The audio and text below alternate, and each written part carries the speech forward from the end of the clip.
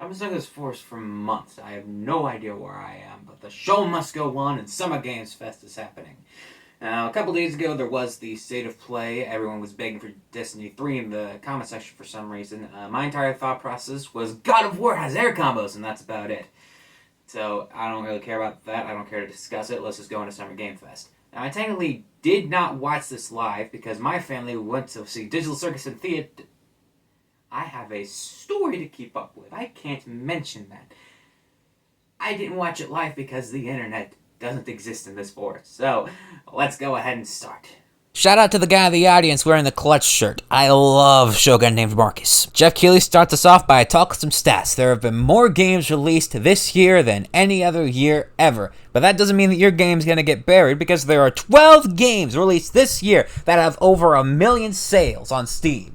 And some of these are new IPs, but you want to know what they're not? New developers. You want to know what I don't see? Motor Slice, a game that deserves to be up there. And if Motor Slice can't get up there, then who's to say that my game, if it ever gets finished, could ever be anything at all? Alright, first announcement. This is a little spooky game about the horrors of living in France and dealing with old women. Wait a minute, that's the Code Veronica remake? Alright, that's another one off the chopping block. All they gotta do is remake Resident Evil 0, remake Resident Evil 1 again, and maybe do Resident Evil 3 again, because I've heard that remake is pretty bad, and then we will never have to touch tank controls with fixed cameras ever again! And then they brought out a goofy little Muppet to announce Cuphead 2, just that it exists. We know less about it than you know about Impulse, and they also announced a Cuphead spin-off called Mighty Cuphead Adventure, which, like its namesake Mighty Final Fight, is an 8-bit adaptation of Cuphead. And it says real 8-bit, so it better actually work on a real NES, or I'm gonna be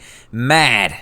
Alien Isolation 2. I know that my dad was really into the first one. I haven't played it yet, but I've been meaning to. Oh boy, it's time for Chico, the 4th game from Team Ico, and now it has a real name, Gen Atlas, and it's a shooter.